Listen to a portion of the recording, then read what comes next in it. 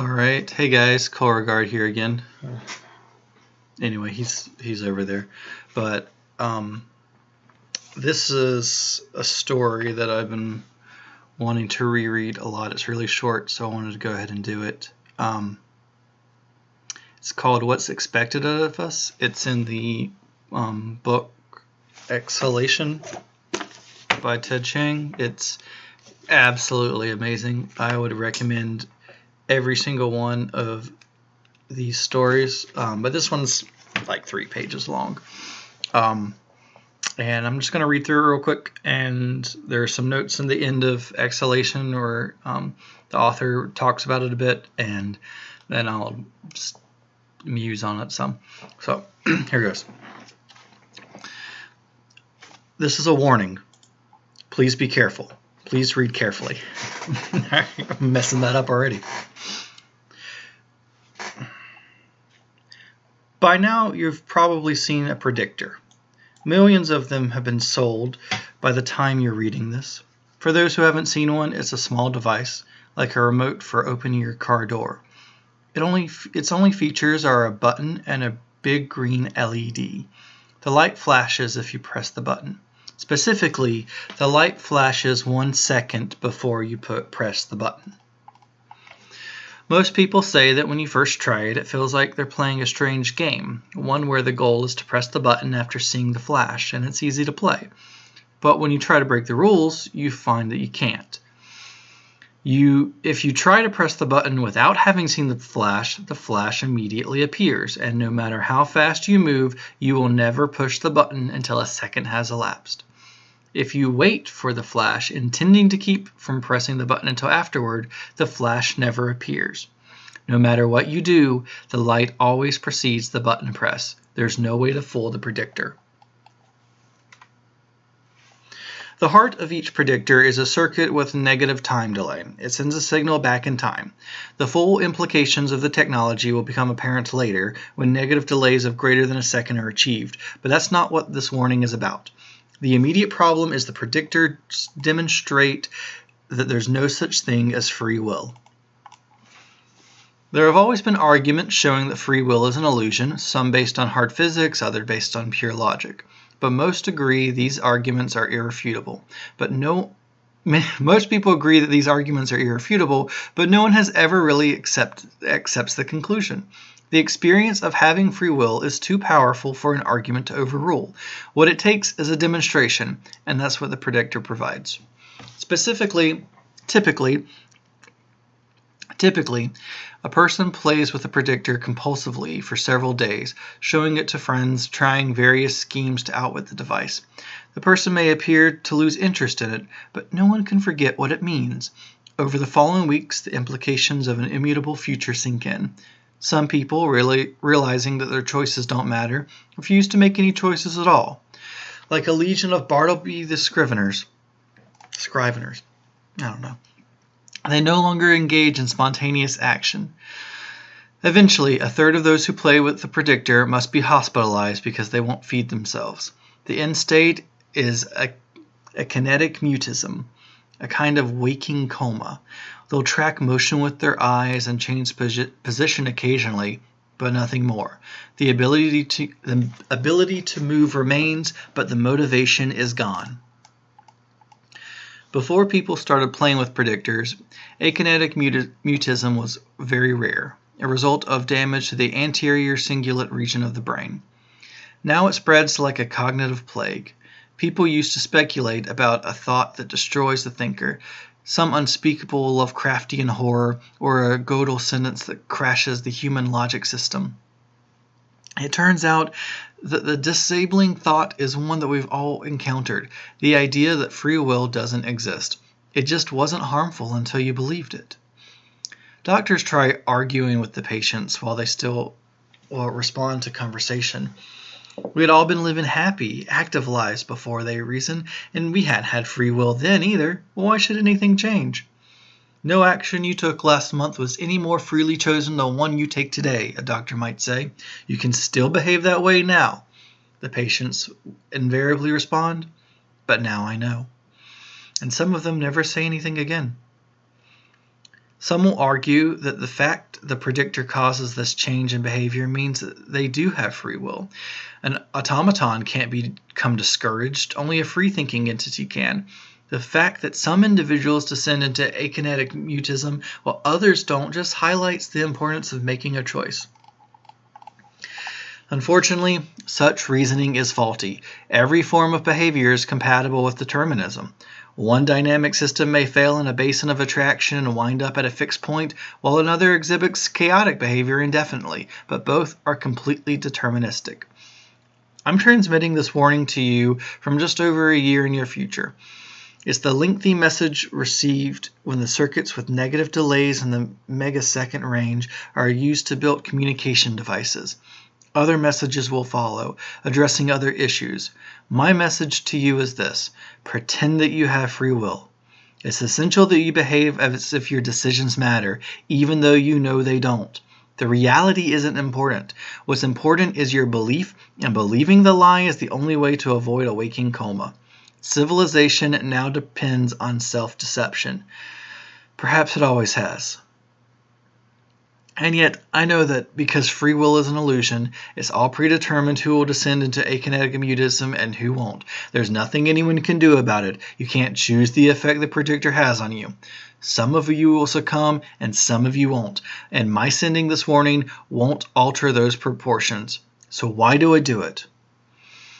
Because I had no choice. See, that one's really short.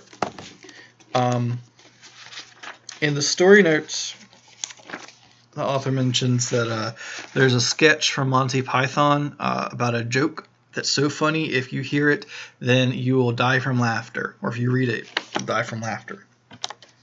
And it's an old trope that has acquired the name and the motif of a harmful sensation. Reminds me of Lovecraft. When you look at whatever's at the Mountains of Madness, you go insane, or people just... I mean, it's a pretty common trope in horror and science fiction and fantasy that some things can make you lose your mind. And Ted Chiang says most versions of this trope involve some element of supernatural. For example, horror fiction often features cursed books that drive people mad. I was wondering if a non-supernatural version of this might be possible, and it occurred to me that a truly convincing argument that life was pointless might qualify. It's not something that would work instantaneously. The argument would take some time to fully sink in, but that means it would spread further as more people repeat it to others while they mulled it over. The safeguard against this, of course, is that even an airtight argument won't convince everyone who hears it. Arguments are simply too abstract to sway most people. A physical demonstration, on the other hand, would be much more effective. So, when you look at the book, it goes from pages 58 to 61, and 61 just barely, so it's not a long short story. It didn't take me long to read. But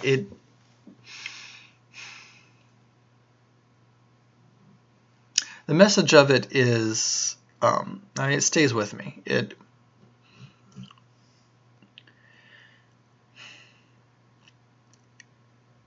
In the end, like, whether or not what you're choosing to do is your choice doesn't make much of a difference. You're still doing it. It's still you, right? So what difference does it matter if you have free will or not? And like he said, every action falls into determinism. So that doesn't really strike me as a particularly engaging theory, because if it can be used to describe anything, then it doesn't really predict anything either. So, I don't know. Maybe it's true, but it doesn't seem useful.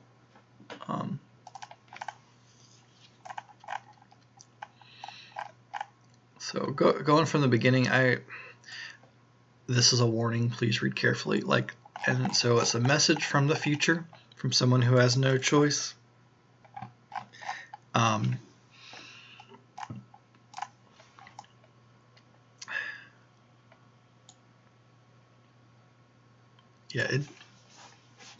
When I read this for the first time, I was in a music festival in Okeechobee, and it was in the middle of the day, and a lot of my friends we had been at different states of mind throughout the weekend, and I wanted to go sit out on the lawn in Florida and listen to some music and read. So I went out and I found a good spot, and I just finished the titular one, Exhalation, which is really good. I'll probably read it sometime too. But when I was reading this one, this kid just jumped right in front of me, and music was playing in the background, live music, and there were people dancing all around. I was sitting out just on the grass with a blanket and reading and just chilling out, and this kid just jumps right next to me and says, "Hey, what are you reading?" I'm like, well, funny you should ask, because I really want to talk about it. And I basically read this whole short story to him, and we started talking about the ones before it, and about I guess physics and probability, and like different universes and worlds based on the infinite choices that you could be making, and how some physicists seem to believe that that all of those worlds exist simultaneously, but they can't intersect, they can't cross, they're all tangential at best, and every time a new decision is made, or a new thing happens, or a new thing that can't happen, a new universe is created to compensate.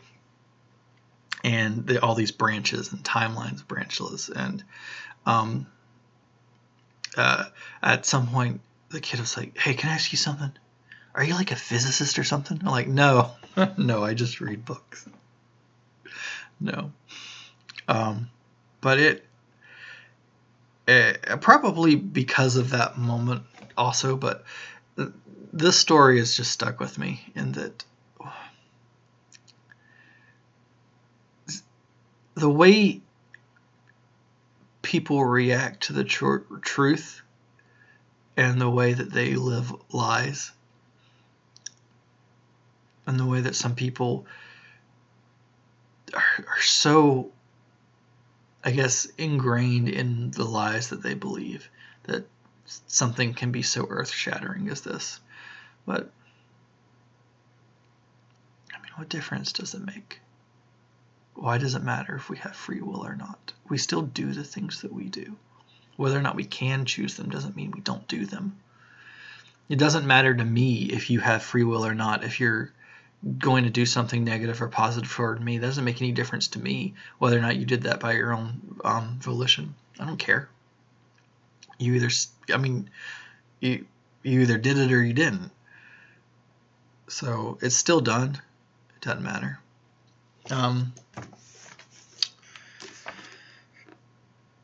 Yeah, I don't know what else to say about this one. Maybe I'll think of some things and add them later, but I just wanted to bring that out there. I really liked this short story, and if you did too, you should definitely go check out the rest of his work. I plan on doing that myself. I've only read this book of his, and I would highly, highly recommend it.